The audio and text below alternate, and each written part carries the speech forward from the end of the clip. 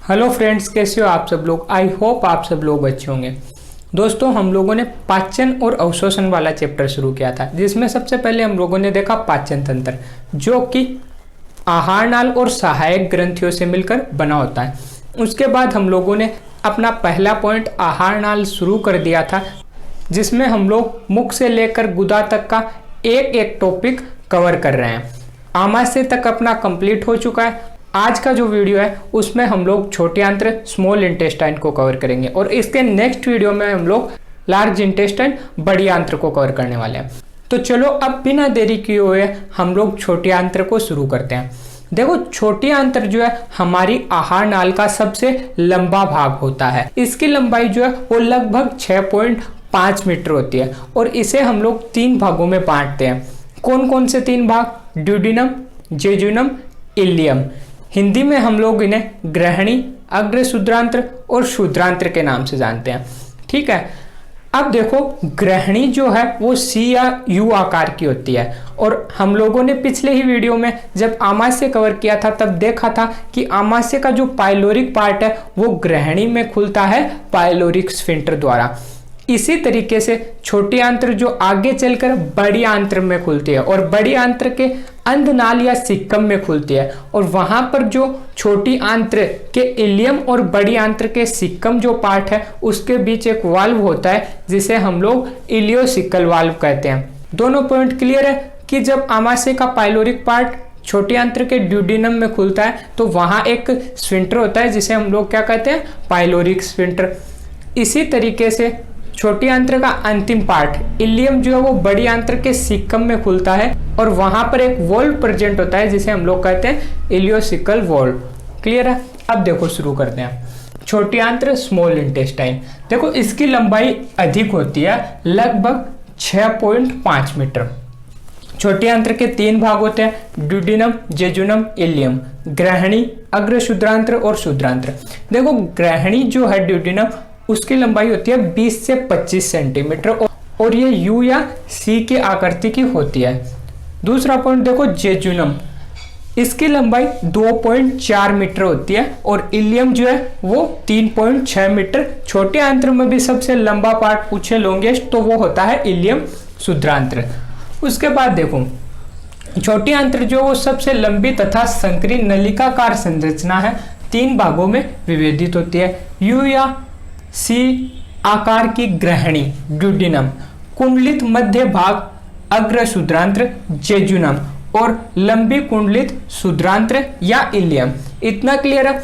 उसके बाद देखो, आमाशय का ग्रहणी या ड्यूडिनम में निकास पाइलोरिक स्फिंक्टर द्वारा नियंत्रण होता है, पहले ही बात कर लिया। नेक्स्ट पॉइंट, इलियम बड़ी आंत्र में खुलती है इलियोसिकल वाल्व द्वारा और जो बड़ी आंत्र है वो अंधनाल, वृहदांत्र और मलाशय से बनी होती है। बड़ी आंत्र किससे मिलकर बनी होती है? अंधनाल, वृहदांत्र और मलाशय से। इतना क्लियर है? उसके बाद देखो, अब जो है हम लोग बात करें छोटी आंत्र की, तो देखो छोटी आंत्र की जो भित्ति है वो फोल्ड बनाती है और इन फोल्ड को हम लोग कहते हैं विलाई या रसांकुर। कौन? छोटी आंत्र की भित्ति अंतर्वलित होकर क्या बनाती है? फोल्ड बनाती है, जिन्हें हम लोग कहते हैं रसांकुर या विलाई। इसके अलावा जो छोटी आंत्र की उपकला कोशिका है वो भी जो है वलित होकर जो है छोटे उभार बनाती है, जिन्हें हम लोग कहते हैं माइक्रोविलाई सूक्ष्मांकुर। ठीक है, इसके अलावा ध्यान रखना कि जेजुनम और इलियम जो है वो गोल या वर्तुल फोल्ड्स बनाते हैं, जिन्हें हम लोग कहते हैं कर्करिंग के फोल्ड्स। और ये जो तीनों संरचना है, विलाई, माइक्रोविलाई और कर्करिंग के फोल्ड्स, ये छोटी आंत्र का जो क्षेत्रफल है वो लगभग 600 गुना बढ़ा देते हैं। ठीक है, तो देखो नेक्स्ट पॉइंट, छोटी आंत्र की भित्ति अंगुली नुमा उभार बनाती है, जिन्हें हम लोग रसांकुर कहते हैं, विलाई।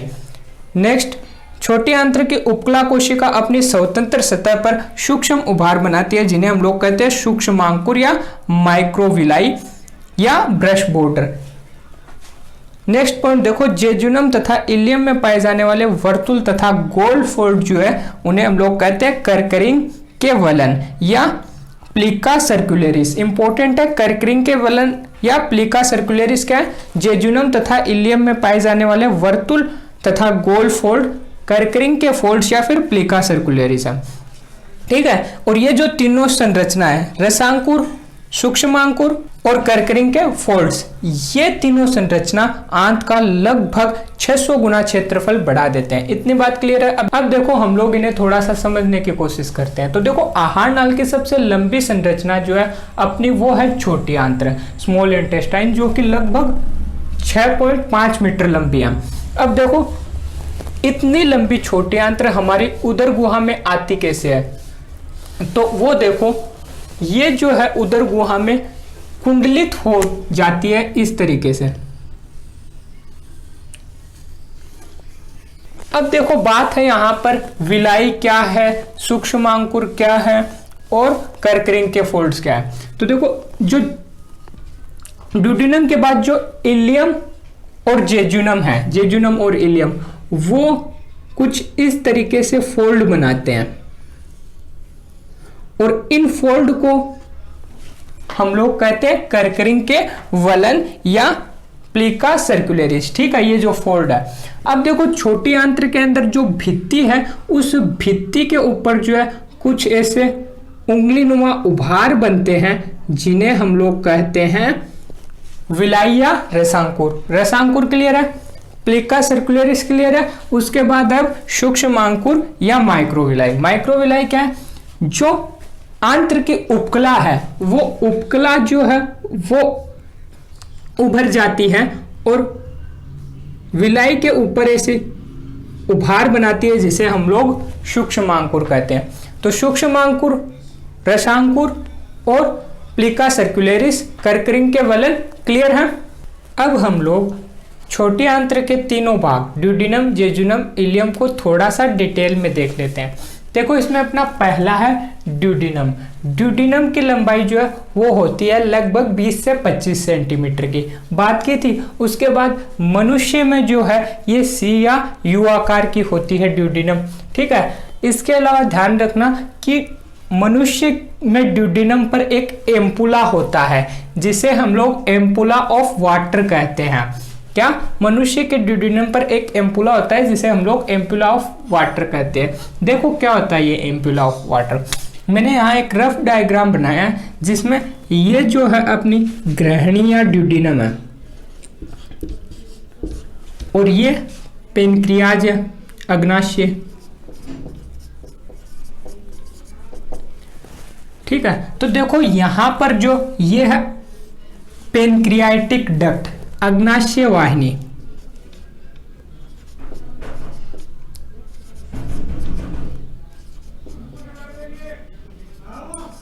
वाहिनी और ऊपर से जो आती है वो आती है कॉमन बाइल डक्ट, सामान्य पित्त वाहिनी।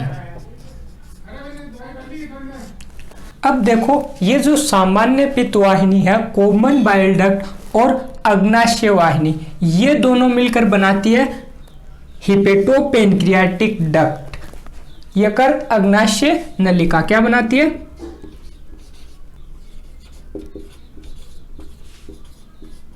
Pancreatic duct. ठीक है, तो हिपेटोपेनक्रियाटिक डक्ट किससे मिलकर बनती है? अग्नाशय वाहिनी, पेनक्रियाटिक डक्ट और कॉमन बाइल डक्ट, सामान्य पित्त वाहिनी के मिलने से बनती है हिपेटोपेनक्रियाटिक डक्ट। और ये जो हिपेटोपेनक्रियाटिक डक्ट है, ये एक एम्पुला में खुलती है। किसमें खुलती है? एम्पुला। एम्पुला, जिसे हम लोग जो है एम्पुला ऑफ वाटर कहते हैं। और ये एम्पुला ऑफ वाटर जो है वो मनुष्य के ड्यूडिनम में खुलता है। क्लियर है इतनी बात? क्या ड्यूडिनम, इसके पास होता है पेनक्रियाज। पेनक्रियाज में देखो अग्नाशय वाहिनी, पेनक्रियाटिक डक्ट होती है और ऊपर से आती है कॉमन बाइल डक्ट, सामान्य पित्त वाहिनी। और कॉमन बाइल डक्ट और पेनक्रियाटिक डक्ट दोनों मिलकर यकृत अग्नाशय वाहिनी, हिपेटोपेनक्रियाटिक डक्ट का निर्माण करते हैं। हिपेटोपेनक्रियाटिक डक्ट आगे खुलती है एम्पुला में, जिसे हम लोग एम्पुला ऑफ वाटर कहते हैं। और ये एम्पुला ऑफ वाटर खुलता है ड्यूडिनम में। क्लियर है? अब देखो ये है पित्ताशय, गोल ब्लैडर, पित्ताशय। और पित्ताशय की जो वाहिनी है ये वाली, इसे हम लोग कहते हैं सिस्टिक वाहिनी। क्या कहते हैं? सिस्टिक वाहिनी। यहां से क्वेश्चन पूछे जाते हैं, सिस्टिक वाहिनी।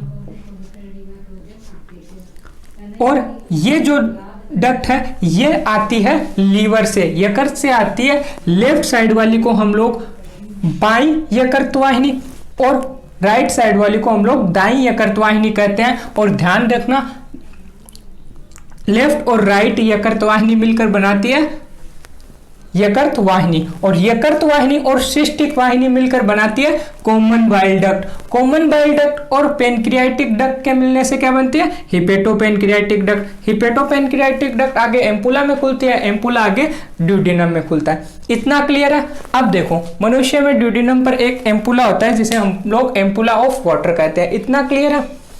एम्पुला पर हिपेटोपेनक्रियाटिक डक्ट खुलती है, ये भी क्लियर हो गया होगा पॉइंट।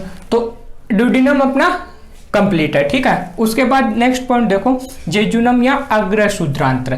देखो जेजुनम या अग्रशूद्रांत्र की मैं बात करूं तो जेजुनम का मतलब होता है खाली, और इसे जेजुनम नाम इसीलिए दिया गया है क्योंकि ऐसा देखा गया है कि मृत्यु के बाद जेजुनम पार्ट जो है वो हमेशा खाली पाया गया है, इसीलिए इसका नाम जो है वो जेजुनम रख दिया गया है, ठीक है। तो यह मृत्यु के बाद हमेशा खाली पाया गया, अतः इसे जेजुनम नाम दिया गया। पहला पॉइंट क्लियर है। उसके बाद देखो, जेजुनम जो है वो ड्यूडिनम और इलियम के बीच में आता है, इसीलिए ये जो है ड्यूडिनम और इलियम का मध्य भाग है। लंबाई इसकी 2.4 मीटर होती है। और ध्यान रखना कि इसमें जो है पाचक ग्रंथियां सबसे अधिक पाई जाती है। देखो छोटी आंत्र में जो है वो पाचक ग्रंथियां पाई जाती है, लेकिन उसमें भी सबसे अधिक कहां पाई जाती है? तो जेजुनम में अत्यधिक इसमें पाचक ग्रंथियां पाई जाती है। नेक्स्ट पॉइंट देखो, जेजुनम तथा इलियम में पाए जाने वाले सर्कुलर या स्पाइरल फोल्ड्स को हम लोग क्रेकेरिंग फोल्ड्स या वाल्वुलाई कोनिवेंट्स व प्लिका सर्कुलरिस कहते हैं। बात की थी इसकी हम लोगों ने। और कर्करिंग के वलन का आकार जेजुनम में बड़ा होता है। तो इतना क्लियर है। एक बार फिर से रिपीट कर देता हूं। देखो, ग्रैनिया ड्यूडिनम 20 से 25 सेंटीमीटर लंबी, मनुष्य में सी आकार या यू आकार की होती है। मनुष्य में ड्यूडिनम पर एम्पुला होता है जिसे एम्पुला ऑफ वाटर कहते हैं। एम्पुला पर हिपेटोपेनक्रियाटिक डक्ट खुलती है। क्लियर है? नेक्स्ट देखो, जेजुनम ड्यूडिनम और इलियम का मध्य भाग है, लंबाई 2.4 मीटर लगभग, मृत्यु के बाद हमेशा खाली होता है, इसीलिए इसे जेजुनम नाम दे दिया गया, क्योंकि जेजुनम का मतलब क्या होता है? खाली। और छोटे आंत्र में पाचक ग्रंथियां पाई जाती है, उसमें भी सबसे अधिक पाचक ग्रंथियां जेजुनम में पाई जाती है। जेजुनम इलियम में पाए जाने वाले वर्तुल या गोलाकार जो फोल्ड है उन्हें हम लोग कर्करिंग फोल्ड या प्लिका सर्कुलरिस कहते हैं, और ये फोल्ड जो है वो जेजुनम में बड़े होते हैं। इतना क्लियर? जेजुनम के बाद नेक्स्ट पॉइंट अपना देखो, इलियम या शुद्रांत्र। देखो, आहार नाल का सबसे बड़ा भाग है, हम लोगों ने बात की थी आहार नाल का सबसे बड़ा भाग छोटी आंत्र, छोटी आंत्र का सबसे बड़ा भाग इलियम, जिसकी लंबाई 3.6 मीटर है। अब देखो, इलियम में जो है रसांकुर या विलाई पाई जाते हैं, वो होते हैं क्लब शेप, इतना इंपॉर्टेंट नहीं है। उसके बाद देखो नेक्स्ट पॉइंट, पेयर पेचेज की उपस्थिति इसका प्रमुख लक्षण है। इलियम का प्रमुख लक्षण है पेयर पेचेज की उपस्थिति। अब क्वेश्चन उठता है पेयर पेचेज क्या होते हैं? तो पेयर पेचेज लस्सी का गांठी होती है जो कि छोटी आंत्र की म्यूकोसा और सब म्यूकोसा में पाई जाती है, और मुख्यतः म्यूकोसा में। इसीलिए हम लोग पेयर पेचेज को जो है आंत्रीय टोंसिल, इंटेस्टाइनल टोंसिल कहते हैं। क्यों? क्योंकि ये लस्सी का गांठी है, लिम्फ नोड है। फेरिंग्स में पढ़ा था फेरेंजियल टोंसिल पाए जा रहे थे, उसी तरीके से इंटेस्टाइनल में जो पेयर पेचेज पाए जाते हैं, लस्सी का गांठे ये होती है, इन्हें हम लोग इंटेस्टाइनल टोंसिल कहते हैं। तो पेयर पेचेज क्लियर है। नेक्स्ट देखो, इलियम का अंतिम सिरा बड़ी आंत्र के सिक्कम में खुलता है, और यहां पर एक वाल्व पाया जाता है जिसे हम लोग कहते हैं इलियोसिकल वाल्व। क्लियर है? इलियम का जो अंतिम सिरा है वो बड़ी आंत्र के सिक्कम में खुलता है, और यहां पर एक वाल्व पाया जाता है जिसे हम लोग इलियोसिकल वाल्व कहते हैं। याद रह जाएगा, इलियम और सिक्कम, तो वाल्व का नाम क्या होगा? Ileocaecal valve. Clear. Next point देखो, रसांकुर के आधारी भाग पर दरार रूपी स्थान होता है। देखो छोटे आंत्र में जो रसांकुर पाए जाते हैं इस तरीके से, ये जो रसांकुर है, इन रसांकुर के आधारी भाग पर ये जो दरारनुमा स्थान है, इसे हम लोग कहते हैं लीबरकुहन की दरार। क्या कहते हैं? लीबरकुहन की दरार या क्रिप्टस ऑफ लीबरकुहन, या इन्हें ही हम लोग आंतरिक ग्रंथियां भी कहते हैं। क्लियर है। उसके बाद देखो आंतरिक ग्रंथियों में पाई जाने वाली कोशिकाएं निम्न है। कौन कौन सी कोशिकाएं आंतरिक ग्रंथियों में पाई जाती है? तो उसमें पानेत सेल, म्यूकस सेल, अर्जेंटाफिन कोशिका, एंटेरोसाइट, पेर पेचेस और ब्रूनर ग्रंथियां इनमें पाई जाती हैं। देखो अब बात करें, पानेत सेल जाइमोजन का स्रावण करती है, म्यूकस सेल म्यूकस या श्लेष्मा का स्रावण करती है, अर्जेंटाफिन सेल जो है वो हिस्टामिन और सीरोटोनिन का स्रावण करती है, एंटेरोसाइट एंटेरोकाइनेज का स्रावण करती है, और ये जो एंटेरोकाइनेज है इसके द्वारा एक्रिय ट्रिप्सिनोजन को सक्रिय ट्रिप्सिन में बदला जाता है। इन सब के आगे बात करने वाले हम लोग। पेर पेचेस लस्सी का गांठे है, ब्रूनर ग्रंथि इंपॉर्टेंट है। सबसे पहला पॉइंट जो है और सबसे ज्यादा बार क्वेश्चन पूछा गया ब्रूनर ग्रंथि से कि ब्रूनर ग्रंथि कहाँ पाई जाती है, तो ड्यूडिनम की सब म्यूकोसा में ब्रूनर ग्रंथि पाई जाती है। इसके अलावा यह एक श्लेष्मा की तरह एक तरल द्रव स्रावित करता है जो कि नॉन एंजाइमेटिक जूस होता है। इतनी बातें क्लियर है। अब हम लोग थोड़ा सा इन्हें डिटेल में देख लेते हैं। तो अब हम लोग कोशिकाओं को कवर करने से पहले अंकुर या रसांकुर या विलाई पर थोड़ी सी बात कर लेते हैं। तो देखो विलाई हम लोगों ने बात की थी कि छोटी आंत्र जो है उसकी भित्ति अंतर्विलित होकर विलाई का फॉर्मेशन करती है, रसांकुर बनाती है। अब इनमें क्या क्या पाए जाते हैं? तो ध्यान रखना, रसांकुर या विलाई में लेक्टियल्स पाए जाते हैं, और ये लेक्टियल्स जो है वो ध्यान रखना मुख्य रूप से फैट एब्जॉर्प्शन करते हैं। क्वेश्चन पूछा जाता है कि छोटे आंत्र में फैट का एब्जॉर्प्शन होता है, तो फैट का एब्जॉर्प्शन कोई नहीं कर सकता है सिवाय लेक्टियल्स का। इस लेक्टियल्स के थ्रू ही फैट एब्जॉर्प्शन होता है। ठीक है, तो विलाई में लेक्टियल्स, रक्तवाहिनियों का जाल तथा चिकनी पेशी तंतु होते हैं। विलाई में क्या क्या होते हैं? लेक्टियल्स जो फैट एब्जॉर्ब करते हैं, रक्तवाहिनियों का जाल तथा चिकनी पेशी तंतु होते हैं। और अगर मैं बात करूं इन विलाई या अंकुर का काम क्या है, तो ध्यान रखना भोजन का अवशोषण करना इनका मुख्य कार्य है। ठीक है, इसके अलावा ये छोटे आंत्र का जो है पृष्ठ क्षेत्रफल भी कई गुना बढ़ा देते हैं। ठीक है, तो नेक्स्ट पॉइंट देखो, भोजन अवशोषण के लिए विशिष्ट होते हैं विलाई, जबकि लेक्टियल्स वसा का अवशोषण करते हैं, और लेक्टियल्स जो है वो विलाई के ही अंदर पाए जाते हैं। ठीक है, फिर देखो विलाई इलियम का 10 गुना आंतरिक पृष्ठ क्षेत्रफल बढ़ा देते हैं। इतना क्लियर है। नेक्स्ट देखो, पहला पॉइंट अब अपना है ब्रूनर ग्रंथि। देखो ब्रूनर ग्रंथि बहुत ज्यादा इंपॉर्टेंट है। यहां से एक क्वेश्चन काफी बार पूछा गया है कि ब्रूनर ग्रंथि की स्थिति क्या है। तो ब्रूनर ग्रंथि जो है वो पाई जाती है ग्रहणी या ड्यूडिनम के सब म्यूकोसा में। कहा? ग्रहणी या ड्यूडिनम के सब म्यूकोसा। इंपॉर्टेंट है, काफी बार क्वेश्चन पूछा गया है ये कि ब्रूनर ग्रंथि कहाँ पाई जाती है, तो इसकी स्थिति है ग्रहणी या ड्यूडिनम के सब म्यूकोसा में। उसके बाद ब्रूनर ग्रंथि बहुकोशिकीय और गोल ग्रंथियां है, बहुकोशिकीय और गोल ग्रंथियां जो महीन नलिकाओं के द्वारा लीबरकुहन की दरार, क्रिप्टस ऑफ लीबरकुहन में खुलती है। देखो ये ग्रंथियां श्लेष्म समान तरल द्रव या नॉन एंजाइमेटिक जूस स्रावित करती है। इसकी बात हम लोगों ने की थी। तो ब्रूनर ग्रंथि कंप्लीट है। उसके बाद सेकंड देखो, पानेत सेल, पानेत कोशिका। पानेत सेल जाइमोजन एंजाइम का स्रावण करती है, और इसकी स्थिति पूछ ले पानेत सेल की, तो जेजुनम और इलियम के लिबरकुहन की दरार के म्यूकोसा स्तर में पाई जाती है। यानी जेजुनम और इलियम में जो क्रिप्टस ऑफ लिबरकुहन है उसकी म्यूकोसा में पानेत सेल पाई जाती है। जाइमोजन एंजाइम का स्रावण करती है और एंजाइमेटिक जूस का स्रावण करती है। क्लियर है। नेक्स्ट देखो, पेर पेचेज। पेर पेचेज बात की थी लस्सी का गांठे, इसीलिए इन्हें जो हम लोग इंटेस्टाइनल टोंसिल या आंतरिक टोंसिल हम लोग इन्हें कहते हैं। और इनकी स्थिति पूछ ले तो म्यूकोसा तथा सब म्यूकोसा, छोटे आंत्र के म्यूकोसा तथा सब म्यूकोसा में पेर पेचेज पाए जाते हैं, मुख्यतः म्यूकोसा में। लस्सी का गांठे हैं पेर पेचेज, इन्हें आंतरिक टोंसिल भी हम लोग कहते हैं। नेक्स्ट देखो म्यूकस सेल, श्लेष्मा कोशिका। सिंपल है, म्यूकस सेल है तो म्यूकस या श्लेष्मा का ही स्त्रावण करेंगे। नेक्स्ट देखो अर्जेंटाफिन कोशिका। अर्जेंटाफिन कोशिका इंपॉर्टेंट है, हिस्टामिन और सीरोटोनिन का स्त्रावण करते हैं। क्वेश्चन पूछ ले हिस्टामिन और सीरोटोनिन का स्त्रावण कौन करते हैं, तो अर्जेंटाफिन कोशिका। नेक्स्ट और लास्ट एंटेरोसाइट। एंटेरोसाइट जो है वो एक एंजाइम का स्त्रावण करते हैं जिसका नाम है एंटेरोकाइनेज। एंटेरोसाइट कौन से एंजाइम का स्त्रावण करते हैं, एंटेरोकाइनेज का। और ये एंटेरोकाइनेज निष्क्रिय ट्रिप्सिनोजन को सक्रिय ट्रिप्सिन में बदलता है, आगे देखेंगे। एक बार फिर से कवर कर लेते हैं हम लोग। ये देखो, पहला ब्रूनर ग्रंथि, स्थिति ग्रहणी या ड्यूडेनम की सबम्यूकोसा में। बहुकोशिकीय गोल ग्रंथियां है, ये महीन नलिकाओं के द्वारा लीबर कुहन की दरार में खुलती है। ब्रूनर ग्रंथियां श्लेष्म समान तरल दरवा या नॉन एंजाइमेटिक जूस स्त्रावित करती है। पानेत कोशिका जाइमोजन एंजाइम स्त्रावण करती है। स्थिति जेजुनम इलियम के लीबर कुहन की दरार की म्यूकोसा में एंजाइमेटिक जूस का स्रावण करते हैं।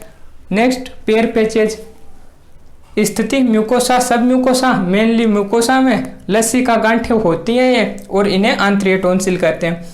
म्यूकस सेल या श्लेष्मा कोशिका म्यूकस या श्लेष्म का स्रावण करते हैं। अर्जेंटाफिन कोशिका हिस्टामिन और सीरोटोनिन का स्रावण। और लास्ट एंटेरोसाइट एंजाइम एंटेरोकाइनेज का स्रावण करते हैं जो ट्रिप्सिनोजन को ट्रिप्सिन में बदलता है। तो अब अपना छोटी आंत्र जो है वो पूरा कंप्लीट हो चुका है, और अब हम लोग जो है छोटी आंत्र की अनुप्रस्थ काट देखेंगे, जिसमें हम लोग ड्यूडेनम की अनुप्रस्थ काट अलग देखेंगे और इलियम की अलग। देखो कवर करने को हम लोग आहार नाल की अनुप्रस्थ काट पूरी एक में ही कवर कर सकते हैं, लेकिन मैं आप लोगों को पूरा कंटेंट प्रोवाइड करवाने के लिए एक एक टॉपिक को पूरा कवर कर रहा हूँ। और साथ ही साथ आप लोग देखोगे ये जो अनुप्रस्थ काट है ये सब जगह, चाहे ग्रैशिका हो, आमाशय हो, छोटी आंत्र हो या बड़ी आंत्र हो, लगभग सब जगह समान ही है, थोड़ा थोड़ा इनमें डिफरेंस है। तो चलो अब अपना पहला पॉइंट ड्यूडेनम के अनुप्रस्थ काट हम लोग शुरू करते हैं, जिसके 4 स्तर होते हैं। सबसे बाहरी वही सिरोसा, उसके अंदर पेशी स्तर पाया जाता है जिसे हम लोग मस्कुलरिस कहते हैं। मस्कुलरिस की बाहरी परत अनुदैर्ध्य पेशी की बनी होती है और आंतरिक परत जो है वो वर्तुल पेशी की बनी होती है। बात की थी पहले भी। उसके अंदर देखो फिर सब म्यूकोसा और म्यूकोसा। तो पहला है अपना सिरोसा, वही सल्की उपकला की विसरल पेरिटोनियम तथा संयोजी उत्तक की परत होती है। सिरोसा क्या होता है, ड्यूडेनम में सल्की उपकला की विसरल पेरिटोनियम तथा संयोजी उत्तकों की परत होती है। उसके बाद मस्कुलरिस देख लो, इसमें अनुदैर्ध्य बाहरी परत और वर्तुल अंदर पेशी होती है। अनुदैर्ध्य और वर्तुल पेशी होती है, बाहर अनुदैर्ध्य और अंदर जो है वर्तुल। तिर्यक पेशी नहीं पाई जाती है। तिर्यक पेशी हम लोगों ने आहार नाल में केवल कहाँ देखने को मिलती है, आमाशय में। इसी कारण जो आमाशय की भित्ति है वो सबसे मोटी होती है आहार नाल के अंदर। तो तिर्यक पेशी यहाँ नहीं पाई जाती है। अनुदैर्ध्य तथा वर्तुल पेशी के मध्य तंत्रिका कोशिका का जाल पाया जाता है, और अनुदैर्ध्य और वर्तुल पेशी के मध्य तंत्रिका कोशिका का जाल अर्बेक प्लेक्सस कहलाता है। हम लोगों ने कहाँ किया था, स्टोमक आमाशय में भी किया था अर्बेक प्लेक्सस। इसके बाद नेक्स्ट अपना सब म्यूकोसा। और सब म्यूकोसा चाहे आप ग्रैसनी में जाओ, स्टोमक में जाओ, छोटी आंत्र में जाओ या बड़ी आंत्र में जाओ, सब म्यूकोसा में रक्त वाहिनी, लसिका वाहिनी और तंत्रिकाएं उपस्थित होती है। क्लियर। तो देखो सब म्यूकोसा ढीले संयोजी उत्तक के बने होती है, और इसमें रक्त कोशिका, लसिका वाहिनी, तंत्रिका तंतु पाए जाते हैं। इसके अलावा ड्यूडेनम के सब म्यूकोसा में, किसमें, ड्यूडेनम के सब म्यूकोसा में सरल नलिकीय प्रकार की ब्रूनर ग्रंथि पाई जाती है। यह लीबर कुहन की दरार में खुलती है। और ब्रूनर ग्रंथि कहाँ खुलती है, लीबर कुहन की दरार में। ब्रूनर ग्रंथि पढ़ा था तब किया था ड्यूडेनम की सब म्यूकोसा में, इंपॉर्टेंट है। उसके बाद देखो म्यूकोसा। म्यूकोसा जो है उसमें उंगली समान उभार होते हैं जिन्हें हम लोग रसांकुर या विलाई कहते हैं। और म्यूकोसा जो है ड्यूडेनम का वो निम्न परतों में विभेदित होता है, जिसमें लेमिना प्रोपरिया और म्यूकस मेम्ब्रेन होती है। और यह विलाई ड्यूडेनम का पृष्ठ क्षेत्रफल बढ़ाती है। क्लियर है। उसके बाद देखो दो विलाई के बीच का अवकाश ही लीबरकुहन दरार है। लीबरकुहन दरारें क्या होती है, तो जो दो विलाई के बीच का जो अवकाश है उसे ही हम लोग लीबरकुहन की दरार कहते हैं। और यह सशक एंटेरिकस का श्रावण करता है। सशक एंटेरिकस आंतरीय श्रावण को हम लोग सशक एंटेरिकस कहते हैं। इतना क्लियर है। अब हम लोग करेंगे इलियम की अनुप्रस्थ काट। अब अपना नेक्स्ट और लास्ट टॉपिक है इलियम की अनुप्रस्थ काट। और इलियम के अनुप्रस्थ काट में भी हमें वही चार संरचना, सबसे बाहर सिरोसा, उसके अंदर मस्कुलरिस, उसके अंदर सबम्यूकोसा और सबसे अंदर म्यूकोसा देखने को मिलता है। अब देखो यहाँ पर है ना, ज्यादा टेंशन लेने वाली बातें नहीं है। ये चाहे आप ग्रेसिका, आमाशय, छोटे आंत्र, बड़ी आंत्र, सब में समान ही है, बस कुछ जगह पर थोड़ा थोड़ा डिफरेंस है और हमें वो डिफरेंस याद रखना है। जैसे ग्रेसिका में बाहरी परत ट्यूनिका एडवेंसिया कहलाता है, किया था। आमाशय में एक अतिरिक्त स्तर पाया जाता है तिर्यक पेशिका, किया था, जिससे कि आमाशय सबसे मोटी भित्ति पाई जाती है आमाशय की। ये चीजें जहां थोड़ा सा डिफरेंस है वही याद रखना है, बाकी तो पूरा सेम ही है। इसके अलावा जो ग्रहणी या ड्यूडिनम की सबम्यूकोसा में ब्रूनर ग्रंथि पाई जाती है। जो इलियम है उसमें उसके म्यूकोसा में पेर पेचेज पाए जाते हैं। तो ये कुछ बातें थोड़ा थोड़ा डिफरेंस है, ये याद रखना है, बाकी पूरा सेम ही है। देखो सिरोसा, यह पेरिटोनियम, उपकला और संयोजी उत्तकों की बनी होती है, सेम है। मस्कुलरिस अनुदैर्ध्य और वर्तुल परत होती है, बाहर अनुदैर्ध्य, अंदर वर्तुल, सेम है, कोई चेंज नहीं है। इसमें अर्बेक तथा मिजनर प्लेक्सस पाई जाती है। इलियम के अनुप्रस्थ काट के मस्कुलरिस में अर्बेक और मिजनर दोनों प्लेक्सस पाए जाते हैं। सबम्यूकोसा वही ढीले संयोजी उत्तक की परत होती है सबम्यूकोसा, और इसमें रक्तवाहिनी, लसिका वाहिनी, तंत्रिकाएं पाई जाती है, सब जगह same, no change. Last mucosa, अत्यधिक वलयित होकर विलाई या रसांकुर बनाते हैं। इसमें विलाई तथा लीबरकुहन की दरारें अधिक संख्या में होती है। इलियम में सबसे ज्यादा माइक्रोविलाई पाई जाती है, जिससे कि इसका जो पृष्ठ क्षेत्रफल है वो 10 गुना बढ़ जाता है। और पूरी छोटी आंत्र की बात करें तो उसमें रसांकुर के कारण जो है 600 गुना जो है इनका पृष्ठ क्षेत्रफल बढ़ जाता है। ठीक है, उसके बाद देखो इसकी भित्ति में पेर पेचेज होते हैं, जो एक प्रकार की लसिका ग्रंथि है। और ध्यान रखना कि टाइफाइड के वक्त जो है इन पेर पेचेज में सूजन आ जाता है। क्लियर है। इसी के साथ अपना आज का ये वीडियो भी कंप्लीट हुआ। और अगर आप लोगों को हमारा ये वीडियो पसंद आया तो इसे लाइक करो, अपने दोस्तों तक शेयर करो और हमारे यूट्यूब चैनल फटाफट पढ़ाई को सब्सक्राइब करो।